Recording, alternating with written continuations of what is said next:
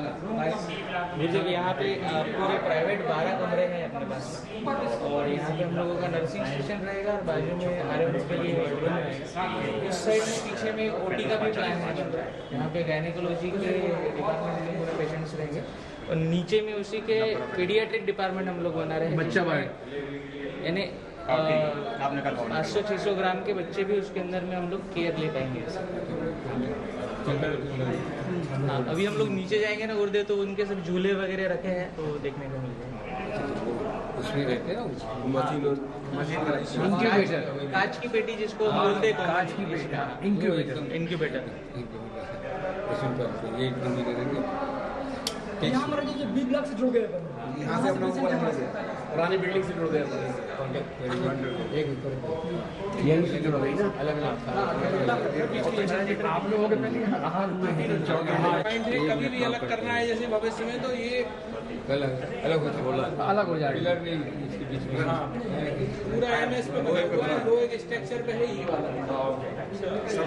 कभी हटाना है तो बलाची निकालो, उखाड़ो, लोहा बेच भी तोड़ना नहीं है।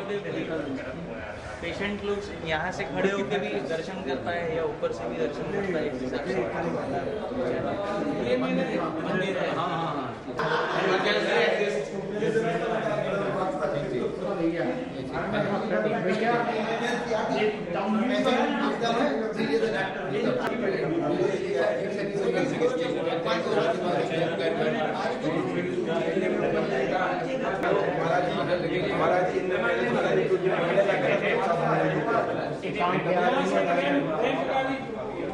रहेगा वो घूम के यहाँ से उस साइड जाके लंबाई किसी मोड़ देना पड़ता है, जैसे स्ट्रेचर है और उसके हिसाब से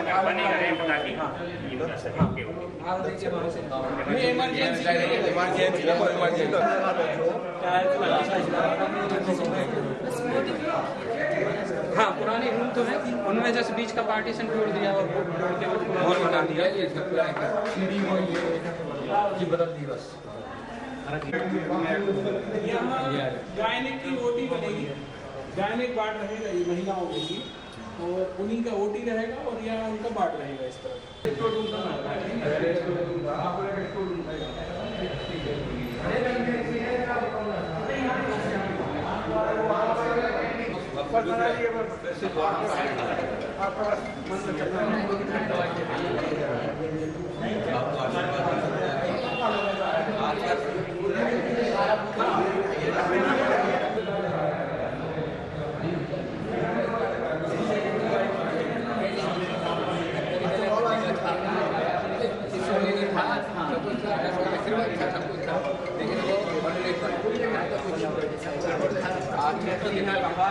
करवा दो तो करवा दिया, नहीं करवा दो फिर भी पसंद निकालना है, एक आदमी जब तक पैसा नहीं मिला काम सब कुछ पूरा समय आ गया। हाँ चलो तो किसी सरस्वती मंदिर है, सरस्वती मूर्ति है, सरस्वती आटो ना है। महाराज आपने कह रहे हो अभी समझ गया, हम बोले दो भाई वो भी यहीं पर है। हाँ वही, मगर एक बात महाराष्ट्र में और जो कर्नाटक सेवा वहाँ भी ज़्यादा नहीं करा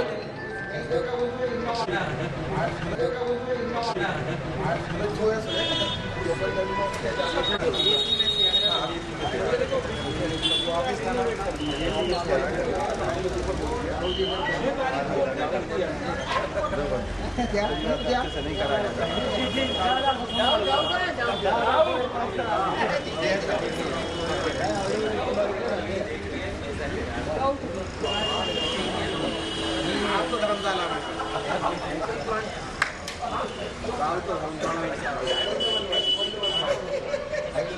किसने बनवाई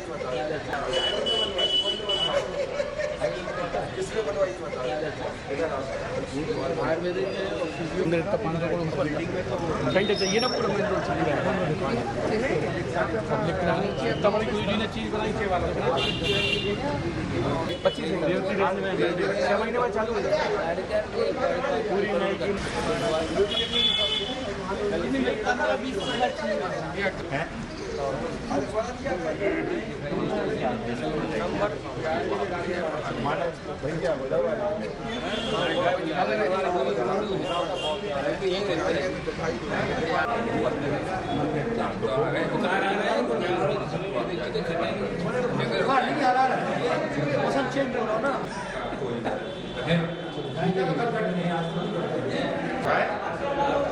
आएंगे हम लोग।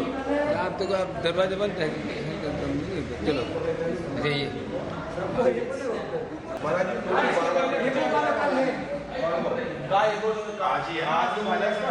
आज इसके बाद ओपनिंग आज की ना,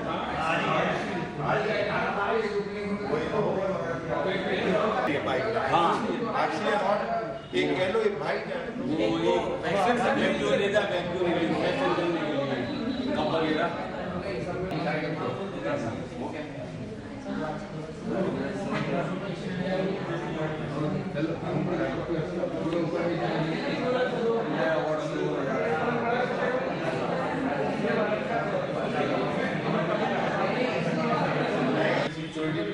उसमें चाहिए पड़ती केस में।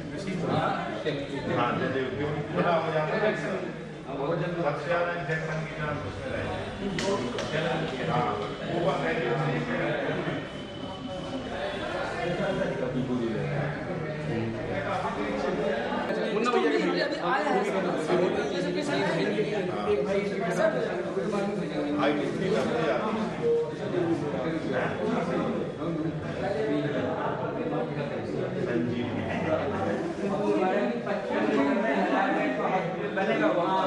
बारह मंजिली इमारत बनाना पड़ेगी, 1000 बेड का हॉस्पिटल उसके लिए बनना चाहिए, मिल जाएगी। नहीं सबसे पहले इसमें हाइट नहीं चाहिए पड़ती ना, उसी को बनाया जा सकता है। क्या से ऊपर जा रहा है ना,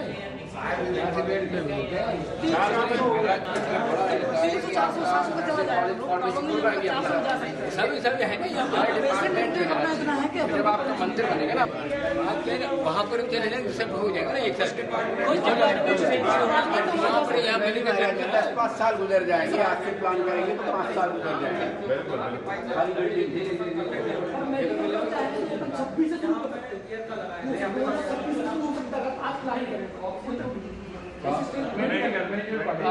400 बेड पर बहुत आराम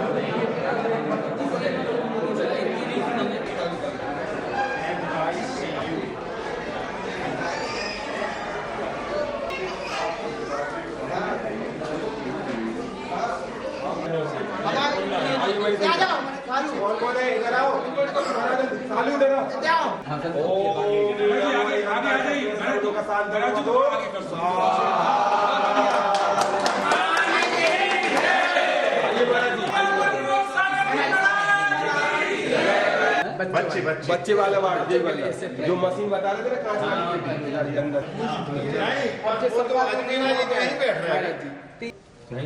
जी। मैनेजिंग डायरेक्टर सुगम जी, साथ सभी मैनेजिंग डायरेक्टर जी और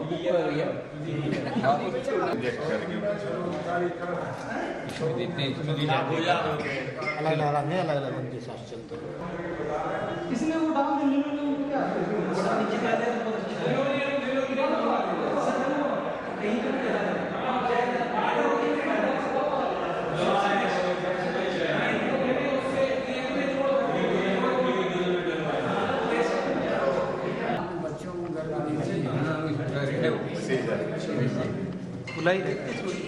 देखा नहीं बिल्कुल जन्म होने के बाद भजन नहीं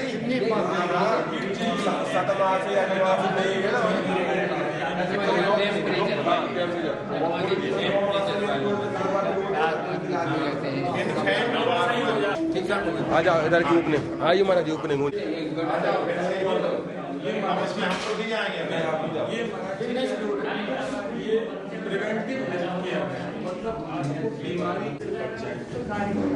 अच्छा जी, हमारे वाली का महाराज जी ये हो जाएगा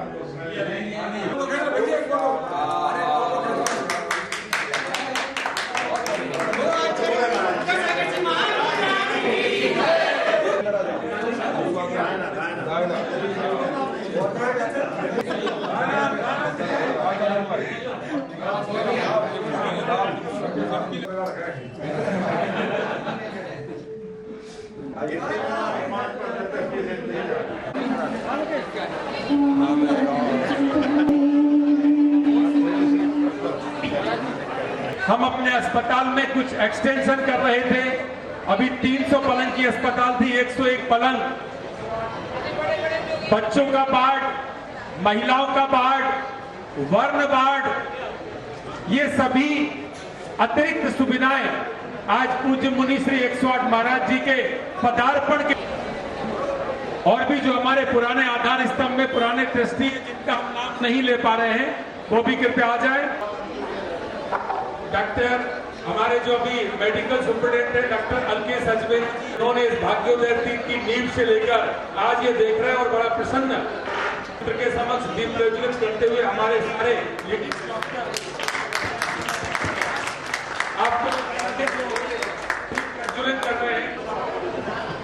आपको ये जानकारी देना चाहते हैं, डॉक्टर नितिन जैन जी जो डॉक्टर खड़े हैं और एमडी मेडिसिन है, अब तक महाराज जी 15 लाख परीक्षण कर चुके हैं, 15 लाख व्यक्तियों की जांच कर चुके हैं।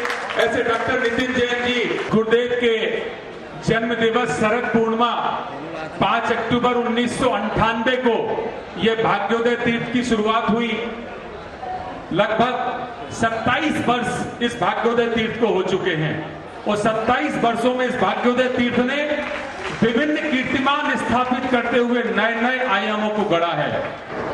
यहाँ पे कई सफलताएं भी अर्जित की गई हैं और ये पावन धरा जहां गुरुदेव के सानिध्य में 6 पंचकल्याणक हुए और इतनी ऊर्जा और सकारात्मक एनर्जी से पूरा का पूरा ये परिसर आज भी इतने सारे मरीज जो हमारे आते हैं, लगभग हम आपको ये जानकारी देना चाहते हैं, कभी कभी तो हमारे यहाँ 1200 ओपीडी हो जाती हैं, 600, 800, 1000, 1200 ओपीडी होती हैं। लगभग 600 लोगों के स्टाफ के माध्यम से यह अस्पताल संचालित हो रही है। अभी 300 पलंग थे, 100 पलंग जहां गुरुदेव का पदार्पण हुआ आपके माध्यम से 100 पलंग अतिरिक्त होने के बाद अभी अस्पताल 400 पलंग के माध्यम से संचालित की जाएगी।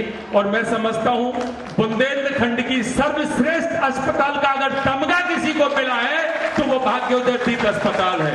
महाराज श्री आपको ये जानकारी देना चाहते हैं, जितने भी सागर में हमारे और सागर जिले के नागरिक लोग हैं, उनकी पहली प्राथमिकता है कि हमको भाग्योदय तीर्थ में जांच कराने मिल जाए। ऐसे राजेश जी रोड लाइंस के सम्मान में आप सभी लोग जोरदार तालियां बजाएं, जो लगातार 7-7, 8-8 घंटे 10 घंटे बैठ करके चिल्लाते रहते हैं और खाना पीना भी छोड़ देते हैं। राजेश रोड लाइंस के पहले इस मंदिर के निर्माण में जिनकी महती भूमिका थी वो हमारे बीच में तो नहीं है। ऐसे राकेश पिडरुआ जी, यदि उनकी धर्मपत्नी श्रीमती नमिता हो, रितल हो या नीतिशा बिटिया हो, कोई भी हो तो श्रीफल समर्पित करने उपस्थित हो। उनकी सेवाएं भी इतनी शानदार थी कि हम आपको क्या बताएं। 12 घंटे लगातार मंदिर के निर्माण में वो अपना समय देते थे। डॉक्टर साहब की महाराज जी जब ये हॉस्पिटल अमरनाथ जी वो कहते थे महाराज जी आज हमने 4 मॉनिटर कर लिए। ऐसी व्यवस्थाएं इकट्ठी की गई हैं। हमारे बीच में पूज्य 105 गुणमती माता जी सत्संग यहाँ पदार्पण कर रही हैं। ये सुखद क्षण है, उनका आशीष, उनका सानिध्य भी हमको यहाँ प्राप्त हो रहा है। सभी लोग खड़े होके मात प्राप्त करें। अभी माता जी मंच पर विराजमान हो रही, सभी लोग खड़े होके श्री ये हमारे मेडिकल सुपरिटेंडेंट हैं अलकेश अजमेरा जी, जो आपको अपनी भाषा में भी अभी बात कर रहे थे। अलियम्मा सिस्टर शायद गुरुदेव ने जब ये आधारशिला रखी थी तब से केरला से अधिकाएं आई हैं। वो महाराज श्री को श्रीफल अर्पित करें।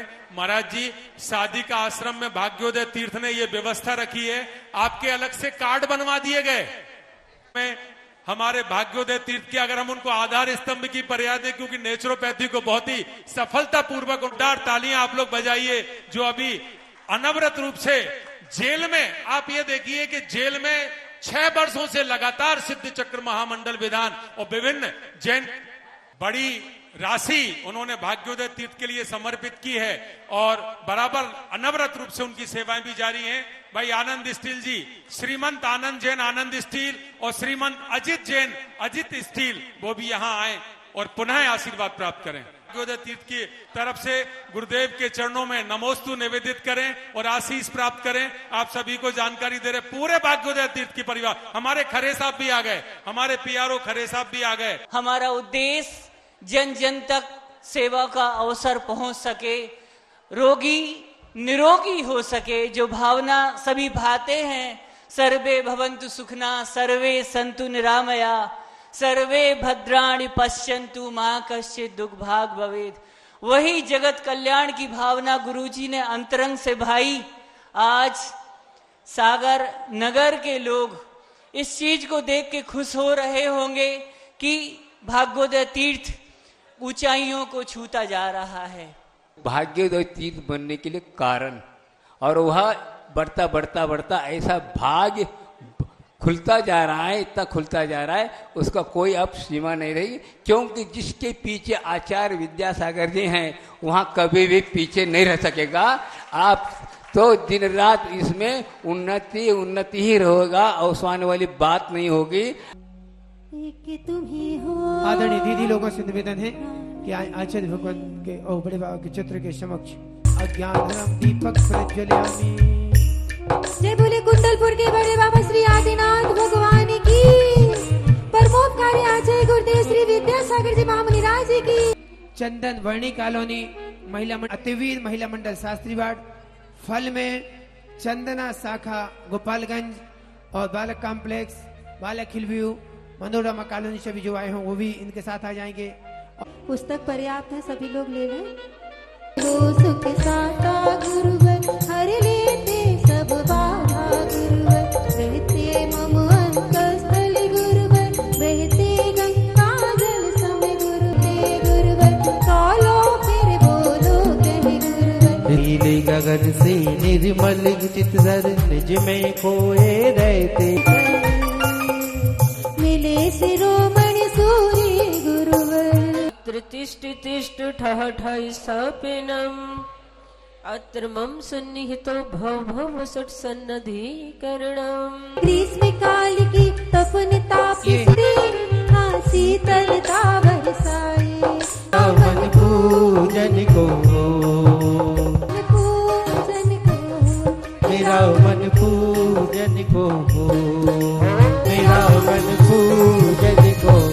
और इनके साथ में हो जाएंगे गोपालगंज महिला मंडल आ जाए।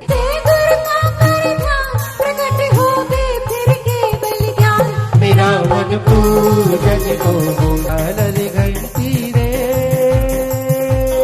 तिष्ठ तिष्ठ ठह ठह स्थापनम, आचार्य विद्यासागर मुनीन्द्राय आचार्य भगवंत श्री समय सागर मुनीन्द्राय आचार्य विद्यासागर मुनीन्द्राय आचार्य विद्यासागर मुनीन्द्राय आचार्य भगवंत श्री समय सागर मुनीन्द्राय। आज करूं गुरु पूजा देवी चादाई मुनिंदा मुनीन्द्राय आचार्य भगवंत श्री समय सागर मुनीन्द्राय पुनर्घ्यम निर्वपामेति। ओम ह्रूम उत्तम सत्य धर्म सहित आचार्य विद्यासागर मुनीन्द्राय आचार्य भगवंत श्री समय सागर मुनीन्द्राय अर्घ्यम निरूपमेति।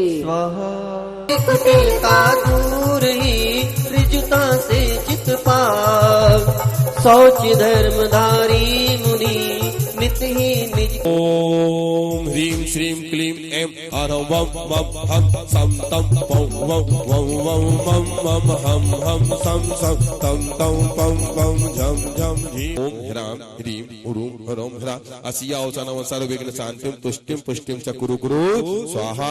मम कामां रति कामां, जोर से बोलो, बलि कामां, क्रोधम पापम वैरम चे अक्षिरोगम स्वरोगम जन रोगम कैंसर डायबिटीज कोरोना रोगम चे सर्वनर मारे सर्व गजास गो महिष अजमारे रत्रि गुणमती माता सहित समस्त आरी का संगानम हीलक छुल्लक छुल्ली का नाम समस्त ब्रह्मचारी भैया बहन बेटी गणानम उपस्थित समस्त भव्य जनानम शांति धारा करता ब्रह्मचारी धीरज भैया जी, श्रीमती कमलेश दीदी, डॉक्टर विकेश वीरेश पार्श, उपस्थित समस्त भव्य जनानम संगीतकार आदि सब पर परिवार से तुष्टिरस्तु पुष्टिरस्तु समृद्धिरस्तु कल्याण केवल शांतिनाथ भगवान की जय। अब सब कलश रख दो अपनी अपनी, रख दो कलश, अर्घ ले लो।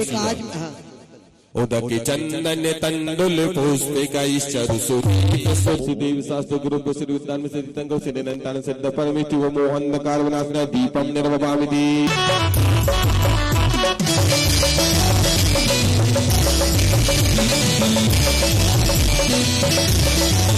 सुखदानी त्रिवनमानी सरस्वती वाग्वादिनी अर्घम निर्वपामिति। महेश भैया के परिवार का उनकी भावनाओं का सम्मान करते हैं। ओम ह्रीम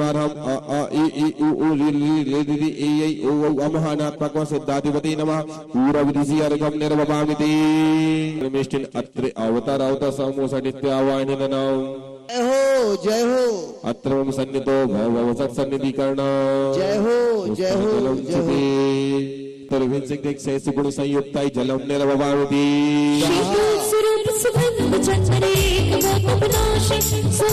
चंदनम निर्वपामिति। अक्षय अबाधित आदि अंत समान स्वच्छ स्वभाव जो सब जितनी है जो तुम पर पुष्प कर सहस अर्चो मन में करो। इसलिए भगवान की भक्ति करने से सुंदर रूप की प्राप्ति होती है। तेल फुलेल इत्र फुलेल आदि लगाने से सुंदर रूप नहीं मिलता। किससे मिलता है? जोर से बोलो, किससे मिलता है? भक्ति करने से। ओम ह्रीम नमो सिद्धाणम सिद्ध प्रण चतुर्विंश सद्गुण संयुक्त मोहन कारवनासना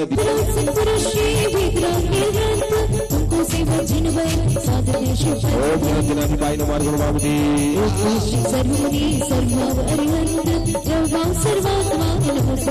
ओम जनाधिपाय नमः गुरुमामति।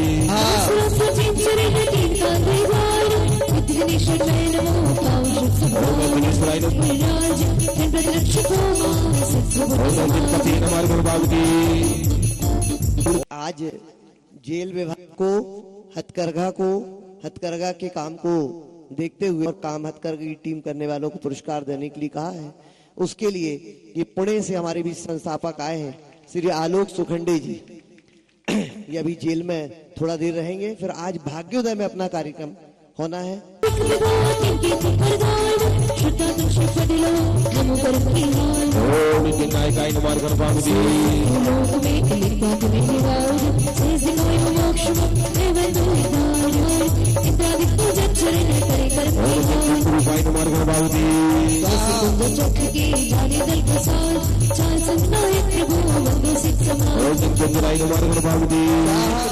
हमारे हृदय में दूसरों को माफ करने के भाव आने लगे हैं। मेरा संकल्प था कि मैं जब भी जेल से रिहा होंगी सीधे गुरुजी के दर्शन करने जाऊंगी, मगर मेरा दुर्भाग्य, जेल में रहते हुए ही मैंने गुरुजी की समाधि का समाचार सुना। मन व्याकुल हो गया। हमारे पालनहारे ही चले गए, अब किसके सहारे जीवन चलेगा? अब कौन हमारा मार्गदर्शन करेगा? दीदियों के दुखी चेहरे देख मन अधीर हो उठता है। क्या करें, कुछ समझ नहीं आ रहा था। तब दीदी ने बताया, गुरुजी के उत्तराधिकारी के रूप में नवोदित आचार्य श्री समय सागर जी महाराज सिंहासन पर सुशोभित है। अब वो ही हमें राह दिखाएंगे, वो ही हमें मार्गदर्शन देंगे। साक्षात गुरुजी के दर्शन तो नहीं कर पाई, कम से कम उनकी परोक्ष सन्निधि, उनकी समाधि का दर्शन करने का सौभाग्य मुझे मिल गया। इसी को मैं गुरुजी का दर्शन मान अपने आप को धन्य मान रही हूँ। आप जैसे मुनिराजों की छवि में ही मैं उनको ढूंढने का प्रयास कर रही हूँ। हमने दीदियों से सुना था कि आप सबके श्वास श्वास में गुरुजी बसे हैं। आपका रोम रोम गुरुजी के लिए समर्पित है। यहाँ विराजमान समस्त मुनिराजों और माता जी के चरणों में प्रार्थना है, गुरुजी के उपकारों को हम हमेशा याद रख सके। ऐसा आशीर्वाद दीजिए। हमारे बाकी साथी भी जल्दी रिहा हो, ऐसी प्रार्थना गुरुजी तक पहुंचा दीजिए। गुरुजी इंसान के रूप में भगवान थे, भगवान थे, भगवान थे। हे भगवान, आप हमें छोड़कर क्यों चले गए? अब कब आएंगे भगवान? आप कब आएंगे?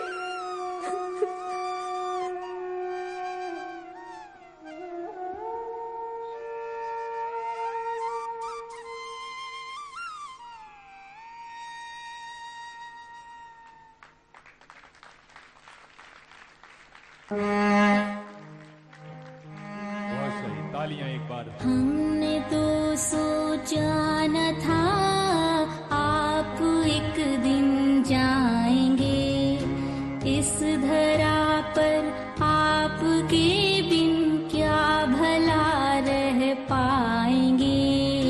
अब हमें तड़पाओ ना, दूर हमसे जाओ ना, आओ ना गुरुदेव। कैसे धीरज मैं धरूं, कैसे यह स्वीकार लूं, आओ ना गुरुदेव, आओ ना गुरुदेव।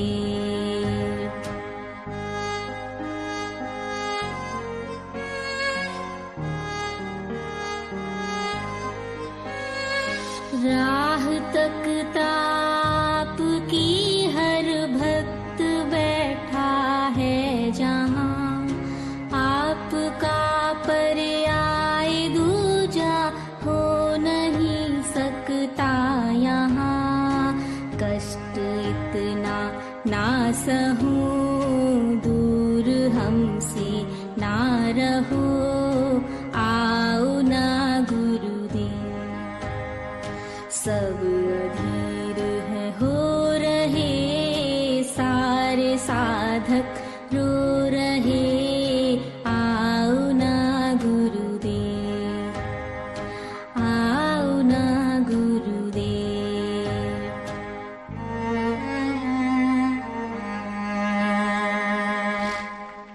बोलिए समाधि सम्राट संत सुमणि आचार्य भगवंत गुरुदेव विद्यासागर जी महाराज की। निश्चित रूप से बंधु, आचार्य भगवंत के जाने के बाद हम सब अपने आप को खाली खाली सा महसूस करते हैं। चलिए आगे की श्रृंखला में सर्वप्रथम हम आचार्य भगवंत और कुंडलपुर के बड़े बाबा के चित्र का अनावरण करेंगे। इसके लिए हम निवेदन करते हैं, जिनमें किसी का खुदा किसी, जोरदार ताली बजाएं आप लोग। जिनमें किसी का खुदा किसी का राम है, ऐसे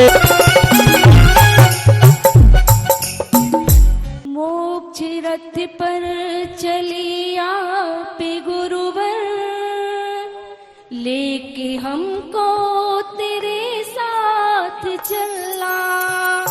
तन जो धरा पर ये तुमने है प्रभु, हमारे बीच में बंडा विधायक श्री वीरेंद्र कुमार दास जी भी आ चुके हैं। उनसे भी निवेदन है वो भी मंच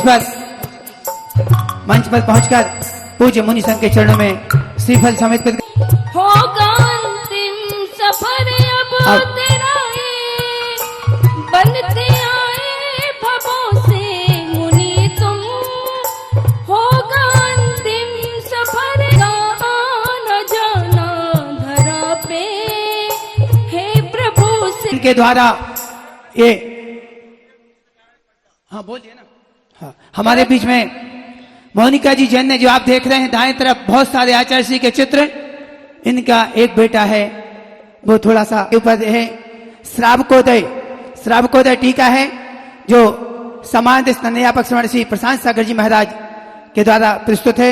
ए लक्ष्मी निजानंद सागर जी के द्वारा भैया और उस पुस्तक को लिखा भी है, संपादन भी किया। उस पुस्तक का विमोचन यहाँ पर, और एक बार जोरदार ताली बजाते हुए रत्नकरंडक श्रावकाचार्य के ऊपर यह पुस्तक है जिस पर उन्होंने कार्य किया है। और एक पुस्तक यहाँ पर हो रही है। अब मैं ये पूज्य गुरुदेव के चरणों में दो पंक्तियां निवेदित करता हूं और निवेदन के पश्चात विनयांजलि का कार्यक्रम आगे। इसके बाद तुरंत तैयार रहेंगे हमारे गौरव भैया हथकरघा से अगर यहाँ उपस्थित हों, हैं क्या गौरव भैया? तो मंच के समीप आ जाए, नहीं तो फिर इसके बाद प्रिय सीए वो अपनी मंगलाचरण के रूप में एक प्रस्तुति को ही जाप किए हैं। सोते उठते हर समय जब भी महाराज श्री के पास जाओ, एक ही चीज है, सिर्फ माला फेरते हुए हमेशा दुनिया के इन सब दुखावों से दूर और सिर्फ एक ही काम चलता है जाप का। इतनी जापें कि मुझे लगता है इस पंचम काल में इस धरा पर अभी तक किसी ने इतनी जापें नहीं की है जितनी जाप हमारे पूज्य परम श्रेष्ठ ज्येष्ठ निरापक योग सागर जी का। सभी लोग एक बार जोर से जयकार लगाएंगे, बोले परम पूज्य मुनीष योग सागर जी महाराज की। आप प्रियस भाई आ जाएं। सब श्रावक श्रेष्ठियों से कहा कि इनके लिए रोजगार उपलब्ध कराओ। आज केंद्रीय जेल सागर में, तिहाड़ जेल में और देश के ऐसे कई जेलों में हथकरघा केंद्र चल रहे हैं। आचार्य जी ने कहा, एक वाक्य मैं बता दूं, 1999 में जब प्रधानमंत्री अटल बिहारी वाजपेयी जी माननीय हमारे बताइए कि देश का विकास कैसे करें, तो उन्होंने कहा देश का विकास तभी होगा जब हमारा ग्रामीण क्षेत्रों का विकास होगा। उन्होंने कहा सबसे पहले ग्रामीण क्षेत्रों में आप रोड, बिजली, लाइट उपलब्ध कराइए और आचार्य श्री से आशीर्वाद लिया है, ऐसे हमारे आचार्य भगवंत की सोच हमेशा रही है। मातृभूमि के लिए आप भाषा के लिए देखिए, आप अभी जब भारत को भारत बोलो तो मोदी जी से कहा कि इंडिया नहीं भारत, तो G20 देशों की मीटिंग में उन्होंने इंडिया की जगह भारत लिखा। आज सारे हमारे देश के IAS IPS के सभी कोर्स हिंदी माध्यम में होते जा रहे हैं। मेडिकल जैसी परीक्षाएं, उन्होंने कहा कि डॉक्टर साहब ये अभी लड़ाई खत्म नहीं हुई है, तो उन्होंने एक हल्दी घाटी का युद्ध का किस्सा सुनाया मुझे कि हल्दी घाटी में जब महाराणा प्रताप की सेना नियम से लड़ रही थी तो शाम को बंद कर देती थी युद्ध, लेकिन जब मुगलों की सेना रात में आई और उन्होंने एक रात में ही सब कुछ खत्म कर दिया, तो उन्होंने संकेत दिया था कि दूसरी लहर कैसी आने वाली है। तो आप विश्वास मानिए कि दूसरी लहर में जब मेरी श्रीमती जी भर्ती हुई, 10 दिन रही, मेरे चाचा भर्ती हुए, उनका निधन हुआ, मेरे दूसरे चाचा भर्ती हुए, वो ठीक होके गए, लेकिन मैं सतत डटा रहा, तो उनका आशीर्वाद था। और मैं बड़ा सौभाग्यशाली मानता हूं कि उनके साथ जो चर्चा करने का वो सौभाग्य मिला, उसकी वजह से हम लोग जिस तरह से काम कर पाए। उस समय हम लोगों ने 18,000 कोविड मरीजों का इलाज कराया और ब्लैक फंगस के 823 मरीजों का, तो उसमें कहीं ना कहीं महाराज साहब का आशीर्वाद था। और मैं सौभाग्यशाली लोगों में से हूं जिनको इतनी लंबी चर्चा करने का सौभाग्य मिला। मैं पुनः आचार्य श्री के चरणों में सादर दंडवत प्रणाम करता हूं। यहाँ पर मौजूद सभी मुनियों को मेरा सादर दंडवत प्रणाम, सभी माताओं को मेरा सादर दंडवत प्रणाम। धन्यवाद। रीजनल डायरेक्टर स्वास्थ्य विभाग आदरणीय ज्योति चौहान जी, श्री प्रदीप चौहान जी हमारे बीच में उपस्थित भूमि पुष्पांजलि अर्पित करें और इसके बाद तैयार रहेंगे, चूंकि हमारे मुफ्ती साहब को भी जाना है, उनकी 3 बजे से क्लास रहती है, तो इसके पश्चात आदरणीय मुफ्ती साहब को मैं आमंत्रित करूंगा। संत शिरोमणि विद्यासागर जी की प्रथम पुण्यतिथि पर मुझे बोलने का जो अवसर दिया, इसके लिए मैं कोटि कोटि धन्यवाद अर्पित करती हूँ। आप सब गुरुजनों का सानिध्य, आपके दर्शन ने अपनी कहना चाहिए ये जो साधना है वो प्रारंभ की थी 1966 में। 21 इयर्स के एज में ही उन्होंने संन्यास लेने का प्रण ले लिया था और 1976 में उनको ये उपाधि दे दी गई थी। कहना चाहिए कि जो इस युग के सबसे बड़े ब्रह्मांड के देवता, यह नाम उनको WHO ने दिया है, तो ये इससे बड़ी उपाधि कोई हो नहीं सकती। और संत शिरोमणि वो है, ये तो हम सब इस बात से परिचित हैं।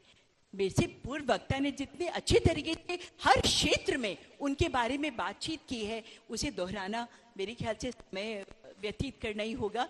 मेरे हिसाब से सिर्फ एक ही चीज हम कर सकते हैं कि जो उनकी मंशा थी उसी को हम फॉलो करें, तो यही उनके लिए सबसे बड़ी श्रद्धांजलि होगी, विनयाञ्जलि होगी। 2 पंक्तियों से बात खत्म करना। सबका एक अरबी का मुहावरा है, फारसी में जिसको ट्रांसलेट किया गया है, यादेदारी।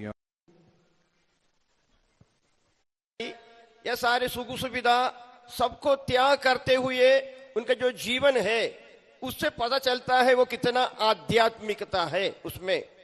और उनकी इस आध्यात्मिकता से ही वह आगे बढ़कर लोगों की सेवा यानी ईश्वरीय सेवा के उस महत्व को समझते हुए लोगों की सेवा के लिए कितने सारे कार्य किए हैं। यहाँ पर हमारे सामने ये अस्पताल है और बहुत सारे बातें मानवता की सेवा के लिए विद्यासागर जी मुनि महाराज की आशीष और प्रेरणा से शुरू किया है।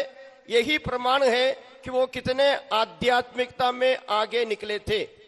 और उतना ही नहीं, पशुओं के लिए जो देवोदय जैसे अपना जो पशुओं के लिए जो उसने जे हमारे अनाथ पशुओं के लिए भी उसने सेवा करने के लिए प्रेरणा देकर रतौना में उसने जो चालू करवाया, वह भी ये प्रमाण है न केवल इंसान को, सारे जीव जालों के प्रति उनके मन में जो अच्छी भावना है उससे वो प्रेरणा देकर लोगों को आगे कर दिया है।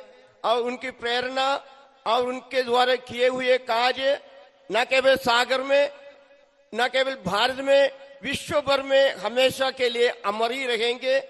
और उनके द्वारा जो कार्य हम लोगों को सिखाया है, जब हम लोग उनके शिक्षा पर चलेंगे, उसने जो कुछ हमें सिखाया उसके आधार पर चलेंगे, वही सबसे अच्छे विनयांजलि मैं समझता हूं। मैं भी कई बातों पर उत्प्रेरित हुआ हूं उनके जीवन से।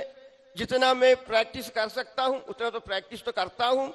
और सबों से यही निवेदन है, हम इस मुनि महाराज के उनके पदचिन्हों पर चले, उन्होंने जो कुछ सिखाया उसको अपने जीवन में लागू करने के लिए कोशिश करेंगे।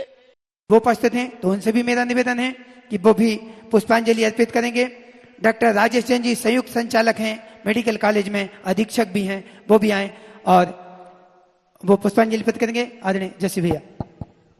बोलिए आचार्य श्री विद्यासागर महाराज की।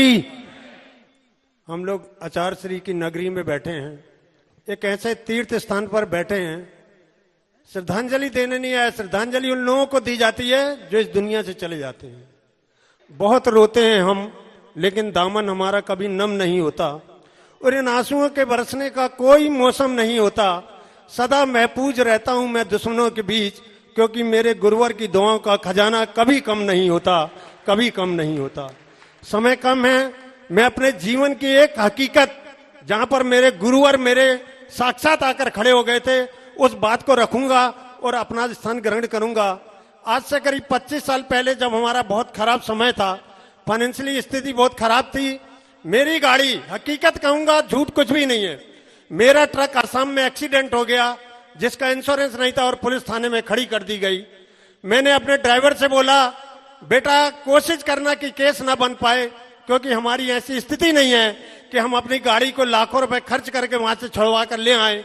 और मैंने ड्राइवर को फोन किया, मेरे घर में गुरुवार का मंदिर बना हुआ है, सभी जानते हैं। मैं उनके पास आधा घंटा बैठकर रोया और मैंने गुरुवार से आराधना करी। जब घर पहुंचा तो 11:15 बज रहे थे। मेरे छोटे भाई कहने लगे क्या हुआ, तो मैंने बोला अदालत में एप्लीकेशन लगा दी। तो मेरे भाई कहने लगे रात में 11:15 बजे कौन सी अदालत खुली है, तो मैंने दादा बोला कि दुनिया की सबसे बड़ी अदालत। जब मैं सवेरे 7 बजे उठा, जहां पर मेरी गाड़ी एक्सीडेंट हुई थी उसके 50 किलोमीटर आगे से ड्राइवर का फोन आता है, भैया हम तो बुगाई गांव पहुंच गए। तो मैंने बोला थाने का क्या हुआ, बोलते बड़े साहब आए थे, बोलते इनकी कोई भी गलती नहीं है, इनको क्यों रोका है, चलो भगाओ इनको। जय जय ये थे आचार्य श्री। भाइयों और बहनों, जिन्होंने हमारे लिए दुनिया छोड़ दी, जिन्होंने हमारे लिए सब त्याग दिया, और दुख की बात यह है कि हम उनके संस्कारों पर नहीं चल पा रहे। भगवान को सब मानते लेकिन भगवान की कोई नहीं मानता। मैं पास इतना सबके महाराज के इतने एक्सपीरियंस, इतने दृष्टांत हैं कि अगर सब सुनाए तो एक एक दिन तो सब सुना सकते हैं। मैं बस महाराज के बारे में 2-3 चीजें सुनाना चाहूंगा अपनी फील्ड से संबंधित। कि medical college, Bundelkhand medical college 2009 से शुरू हुआ और हम लोग लगातार परेशान थे कि पोस्ट ग्रेजुएशन की सीट नहीं आ रही। एमबीबीएस तो शुरू हो गया पर पीजी की सीट नहीं आ रही। आचार्य महाराज पटनागंज में विराजमान थे, हमारे तब के डीन साहब, और हम लोग काफी फैकल्टी के 15-20 लोग यहाँ से गए और महाराज से बात करी, महाराज से आशीर्वाद मांगा कि महाराज हमारे यहाँ कैसे भी करके पीजी की सीट चालू हो जाए। और महाराज बोले ठीक है, आप लोगों के प्रयास है तो होगा, कहीं ना कहीं से होगा। और मैं आपको बताते हुए बड़ा हर्ष व्यक्त करता हूँ कि उसी रात को मेल आया। मेल जो भी एमसीआई से इंफॉर्मेशन आती थी मेल के थ्रू आती थी, उसी रात को एमसीआई से मेल आया। या ये बोला जाए कि ये कोई चमत्कार था या महाराज की कृपा थी। और काफी हद तक जिनमें मेडिसिन डिपार्टमेंट, जिस डिपार्टमेंट से मैं बिलोंग करता हूँ, उस डिपार्टमेंट में कई सालों से हम लोग लगभग में 17-18 बार रिजेक्ट हो रहे थे अपने इंस्पेक्शन में। जितने बार भी एनएमसी आती थी 18-19 रिजेक्शन के बाद आसिफ के बाद के हम लोग सागर आए और जो सुनील जन हमारे यहाँ पे रहते हैं, जो डीन ऑफिस में पूरा काम देखते हैं, उन्होंने बताया कि साहब कि अपन वहाँ से लौट के आए और यहाँ पे अपन को मेल रिसीव हो गया है कि अपन को पीजी की सीट मिल गई है। तो एक ऐसे महाराज का चमत्कार था। दूसरा, महाराज की सरलता के बारे में और मैं एक दृष्टांत बताना चाहता हूँ कि मैं अपने गाँव अनंतपुरा से महाराज जी का मोहिली विहार करा रहा था। तो एक महिला, बहुत दूर महिला होगी, उसने देखा कि आचार्य महाराज जा रहे हैं, बहुत भीड़ जा रही है, तो उसने दूर से ही महाराज को देख के दौड़ लगाना शुरू कर दी। तो उसने दौड़ लगाना शुरू करी तो वहां पे बेड़ लगी थी, बिरवाई जिनको बोलते हैं, बिरवाई लगी थी, तो वो उसमें से खोल नहीं पाई, तो उससे कूदी, तो वो एक बार गिर गई, उसकी धोती होती फंस गई। फिर लोगों ने बोला, महाराज ने देख लिया कि वो बहुत दूर से आ रही है, उसने फिर से खेत के अंदर दौड़ना शुरू किया, फिर से कहीं वो फंसी, फिर से गिर गई। तो महाराज उसको दूर से देख रहे थे, महाराज रुक गए। लगभग महाराज 3 मिनट तक जब तक महिला ना आ पाई तब तक महाराज 3 मिनट तक उसके लिए रुके रहे। ये मुझे नहीं लगता कि कोई संभव हो सकता है कि 3 मिनट महाराज किसी के लिए वेट करे। एक, क्योंकि महाराज के बारे में तो कहा जाता है कि जब रामटेक में महामहिम कोविंद जी उनके दर्शन करने आए तो लगभग में उनके सामायिक से 3 या 4 मिनट लेट हो गए, तो महाराज अपने कक्ष में चले गए। महामहिम 1-1.5 घंटे रुके, जब सामायिक खत्म हुआ तब जाके उनका महामहिम राष्ट्रपति जी से मुलाकात हो पाए।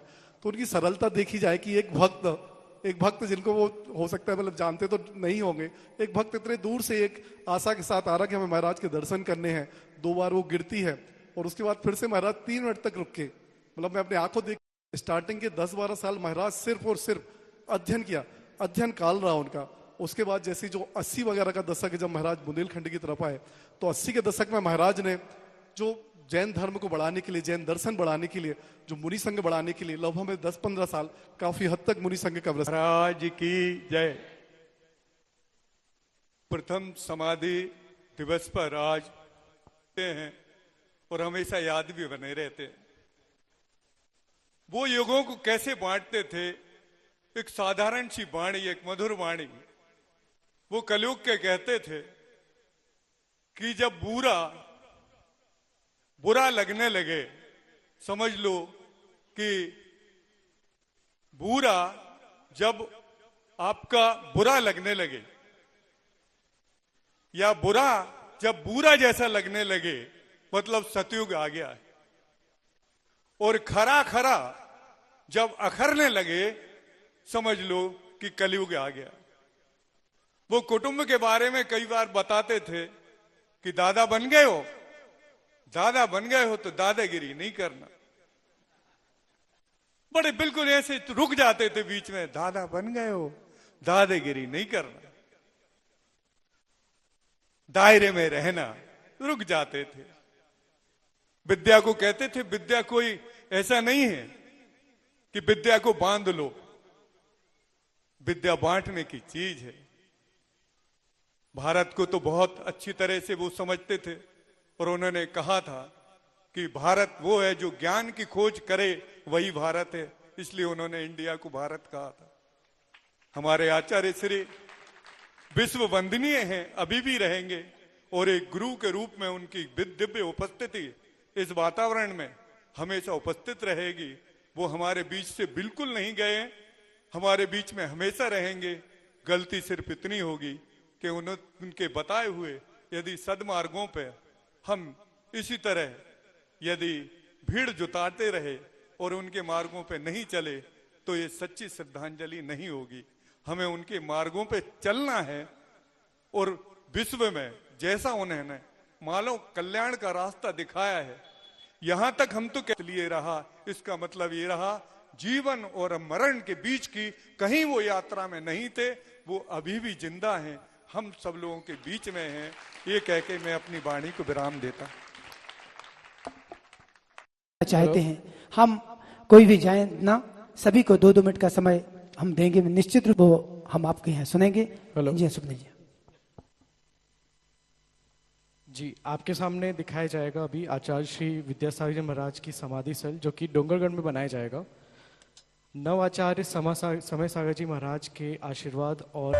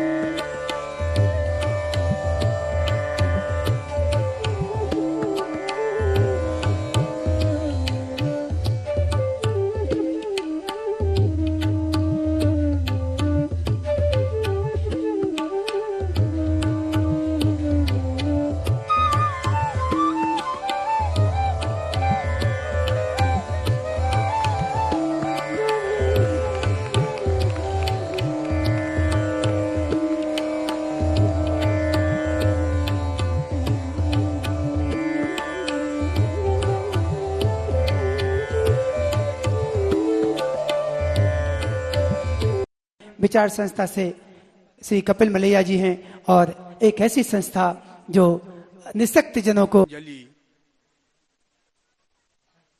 आचार्य श्री के श्री चरणों में प्रस्तुत करता हूं। आचार्य श्री के बारे में मेरा हमेशा से एक विचार रहा है कि इन्होंने न मालूम कितनी तपस्या की है, कितनी साधना की है कि इनके अपने व्यक्तित्व का इतना निखार हो गया है कि सामने वाला आदमी, और अकेला एक आध आदमी नहीं, एक समाज, पूरा का पूरा समाज उनके के प्रभाव में आ जाता है। उसे तो उन्होंने तरक्की का रास्ता बताया, और अकेला तरक्की का रास्ता नहीं बताया, उसे उन्होंने यह भी बताया कि समाज के सरोकारों को किस तरह से अपने आप को समर्पित करना चाहिए। ये भी एक उन्होंने बहुत बढ़िया गुण बताया है। तो इसलिए मैं उनसे हमेशा प्रभावित रहा हूँ। जब तक वे यहाँ आते थे तो मैं हमेशा उनसे मिलने आता था। बाहर भी देवरी वगैरह भी गया हूँ, बाहर भी गया हूँ, दमोह भी एक आध बार गया हूँ। तो इस तरह से मैं उनसे प्रभावित रहा। उन्होंने अकेले सिर्फ कोई एक जैन समाज के लिए नहीं किया, समूह जो भी उनके सरोकार रहे हैं वे सारे के सारे सरोकार तमाम सारे समाज के सभी समाजों के लिए रहे हैं। चाहे और एक और खास बात थी, उपदेश भर नहीं दिए उन्होंने उपदेश के साथ साथ करके भी बताया, खड़ा करके भी संगठनों को खड़ा करके बताया। ये सबसे बड़ी बात है। उपदेश देना तो बहुत आसान है, चलो ठीक है, एक घंटा भर बोल देंगे और आपको बहुत सी अच्छी अच्छी बातें सुना देंगे, पर उन्होंने चाहे जितने भी हों और उनके तमाम सारे जितने भी सरोकार उन्होंने शुरू किए, उन सब का फायदा सारे समाजों को मिलता है। इसलिए वे इस समूचे भारतवर्ष में पूजनीय संत हैं और उनके प्रति मैं अपनी श्रद्धांजलि अर्पित करता हूं। वो भी अपनी पुष्पांजलि भावांजलि अर्पित करेंगे।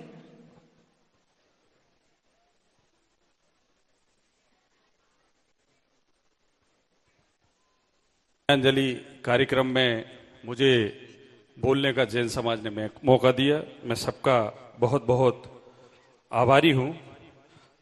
आज के इस कार्यक्रम में सम्मानीय महाराज जी, योग सागर महाराज जी, निरोग सागर महाराज जी, निरामय सागर महाराज जी एवं समस्त मुनि संघ एवं आर्य का संघ एवं इस कार्यक्रम में उपस्थित आदरणीय दादा लक्ष्मी नारायण यादव जी, यहाँ के विधायक सम्मानीय शैलेंद्र जैन जी, हमारे बड़े भाई जो कि बंडा से विधायक हैं आदरणीय बीरेंद्र भैया, शिवसेना से हमारे पप्पू भैया, कांग्रेस से हमारे दाऊ कैलाश सिगई जी, आदरणीय भाजपा के जिलाध्यक्ष श्याम तिवारी जी, सुधा जैन जी, बड़े भाई मुकेश जैन साहब, अनिल देंद्रा जी, शुभम जैन और हमारे भूसाई वाले आदरणीय बड़े भाई ऋषभ जैन जी, जिनका बचपन से हमें आशीर्वाद रहा है।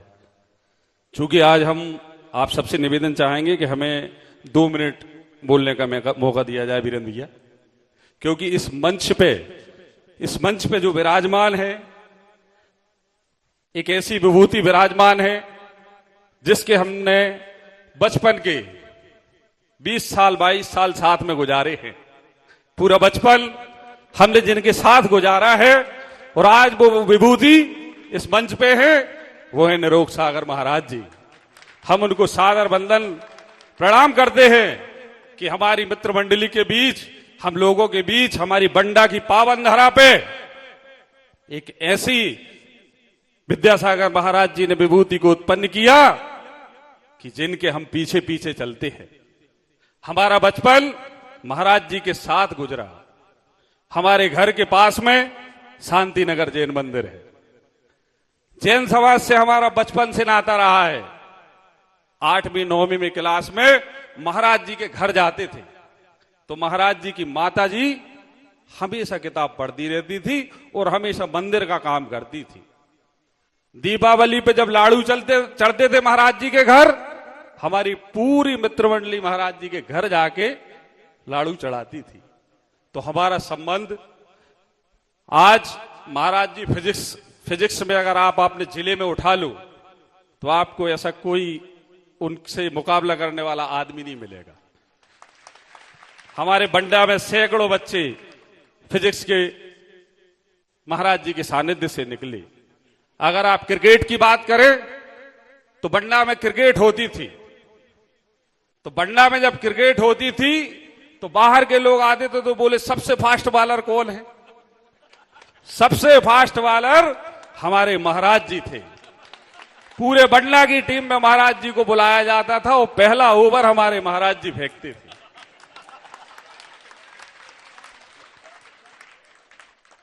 तो आज उनका प्रेम विद्यासागर महाराज से हुआ, उनके परिवार का प्रेम विद्यासागर के महाराज से हुआ, और उनकी माता जी की लगन आप देखते तो देखते बनती है।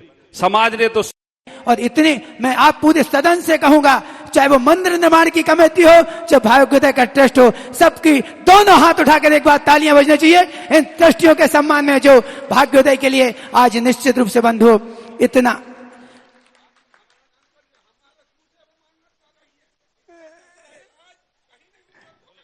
बहुत बहुत धन्यवाद। आदरणीय दादा हमारे कह रहे हैं कि मैं हमेशा लोगों से कहता हूं कि जितना सस्ता इलाज भाग्योदय में होता है इतना कहीं नहीं होता है। बंधु, आचार्य भगवंत की एक ही सोच थी कि हम ये अस्पताल कमाने के लिए नहीं बना रहे, ये जन सेवा के लिए है। कुछ लोगों का भ्रम होता कि आचार्य जी ने कहा था कि इसको निःशुल्क, यदि हम निःशुल्क चलाएंगे तो व्यवस्थाएं कैसे चलाएंगे?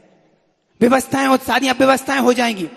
तो ये आपसे मात्र व्यवस्था खर्च लिए जाते हैं। और पुनः भाग्योदय के बारे में आज समय लेना चाहूंगा। भाग्योदय एक ऐसा मंदिर बनने जा रहा है जो विश्व का सबसे बड़ा चतुर्मुखी जिनालय बनने जा रहा है।